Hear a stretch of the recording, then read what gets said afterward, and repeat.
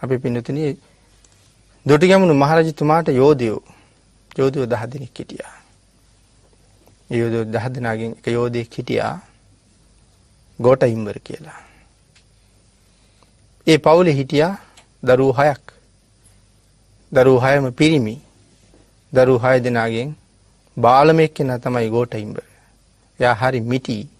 ඒ නිසා අයියලා සෙල්ලම් කරන්න ගිහිල්ලා මල්ලිට ආදරයටත් විහිළුවටත් ගෝඨයා කියලා කිව්වා. මිටි නිසා.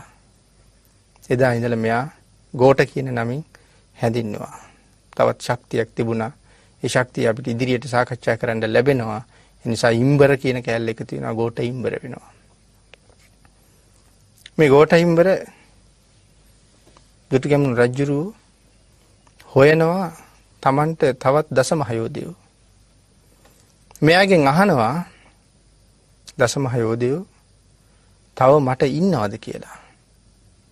අහනකොට මේ ගෝඨයිම්බර යෝධයා කියනවා ස්වාමීනි ඉන්නවා. කොහෙද ඉන්නේ? ස්වාමීනි එක්කෙනෙක් ඉන්නවා මහාන වෙලා ඉන්නේ. මං එක්ක එන්නද කියලා ඇහුවා. කවුද මේ මහාන වෙලා ඉන්න යෝධයා? තේරපුත්තාබය. තාත්තයි පුතයි දෙන්නම මහාන වුණා. තාත්තා රහත් වුණා.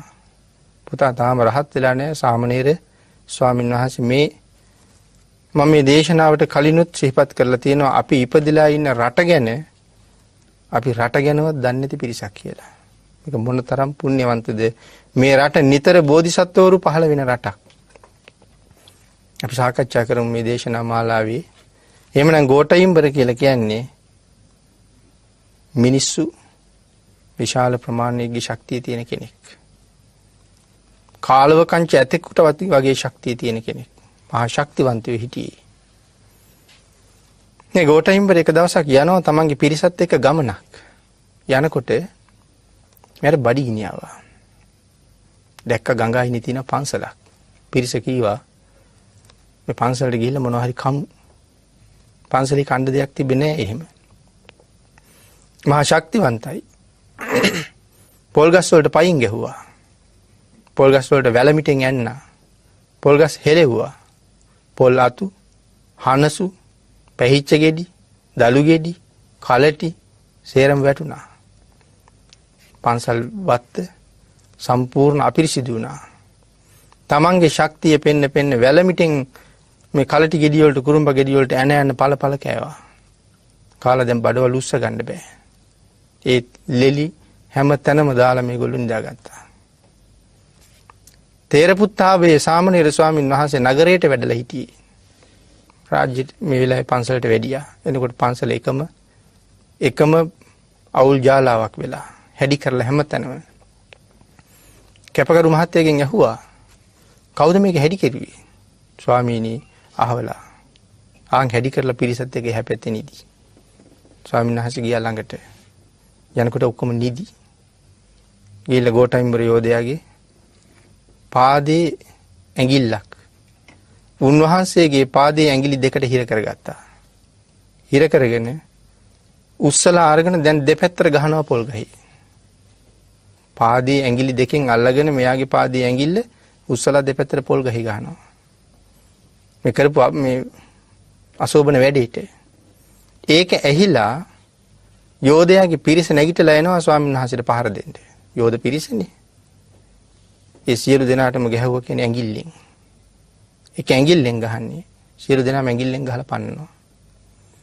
යෝධයාට බේරෙන්න බැරි බව තේරුණාට පස්සේ කියනවා ස්වාමීන් සමා වෙන්න.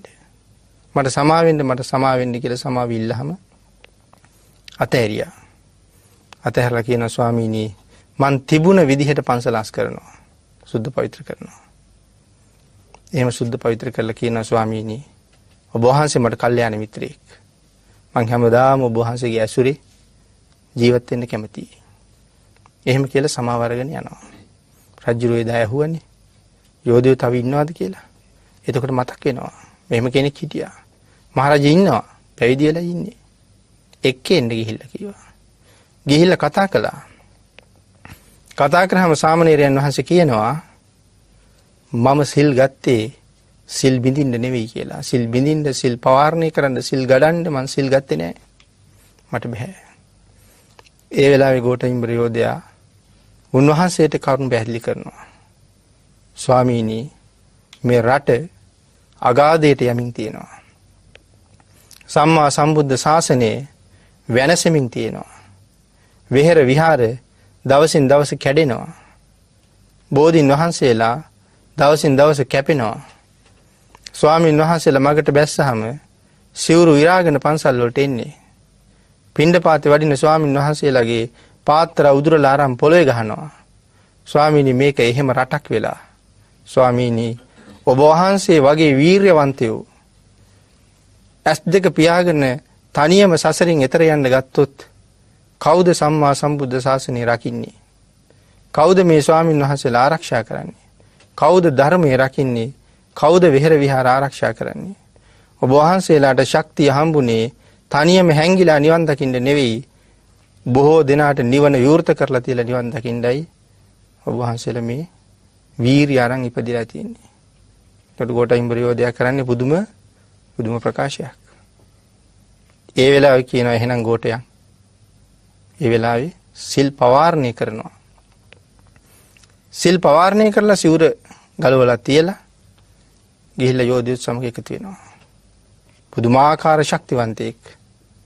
ගෝඨිඹරටත් මෙහෙම කළා නම් ඉතින් රජුරුත් එක්ක එකතු වෙලා යුද්ධ කරනවා. මේ දසමහා යෝධයෝ ජාතිය පිනට පහළ වෙච්ච අය. සම්මා සම්බුද්ධ ශාසනය ගොඩ ගන්න පහළ වෙච්ච අය. මේ යුද්ධෙට මේ යෝධයෝ ලැහැත් වෙලා තියෙන්නේ නිකම්ම අම්මගේ කුසෙන් මේ ලෝකෙ ඉපදිලා ශක්තිය තිබ්බ නිසා යුද්ධ කරන්න පටන් ගත්ත අය නෙමෙයි. මේ ශක්තිය අරන් ඉන්නේ කාශ්‍යප බුද්ධ ශාසනයේ ඉඳලා. මේ යෝධයෝ මේකට සූදානම් වෙන්නේ අනාගතයේ ගෞතම සම්මා සම්බුද්ධ ශාසනය රකින්න දවසක් එනවා. එදාට බුද්ධ ශාසනය රකින්න අපිට ශක්තිය තියෙන්න ඕනේ කියලා ප්‍රාර්ථනා කරගෙන මේ දුටු ගැමුණු රජුරුවත් එක්ක මේ යුද්ධ කරන්න සූදානම් වෙන්නේ කාශ්‍යප බුද්ධ ශාසනයේ ඉඳලා. මේ ශක්තිය අරගත්තේ මොනව කරලාද? පිනක මහිම කිරිබත් පූජා කරලා තමයි මේ ශක්තිය ගන්නෙ. පෑන් නොමුසු කිරිබත් ආදී දේවල් මහා සංඝයාට පූජා කරලා තමයි මේ තරම් ශක්තිවන්ත වෙන්නේ. ඒක මේ කාරණායි තව ඉස්සරහට අපූර්වට පැහැදිලි කරනවා. ඉතින් යුද්ධය ඉවර කරලා තේරපුත්තාබේ ස්වාමීන් වහන්සේ ගිහිල්ලා ආපහු පැවිදි වෙනවා. පැවිදිලා රහත් වෙනවා. දුටුගැමුණු රජුරු මරණාසන්න වෙලාවේ අසරණ වෙනවා. කල්පනා කරනවා මට එදා යුද්ධයට උදව් කළා. අද මට උදව් කරන්නේ නැද්ද කියලා. දහස් ගණන් රහතන් වහන්සේලාත් එක්ක රජුරුවන්ගේ මරණ මංචකේ ගාවට ඇවිල්ලා රජුරුවන්ට කරුණු කියලා රජුරුව සනසලා රජුරුව සුවපත් කරනවා. සද්දුරුවන්ගේ මරණ මංචකේ ප්‍රීතියෙන් පුරවන්න උන්වහන්සේ කටයුතු කරනවා. කටයුතු කළා උන්වහන්සේ සංසාරේ ඉවර කරගන්නවා.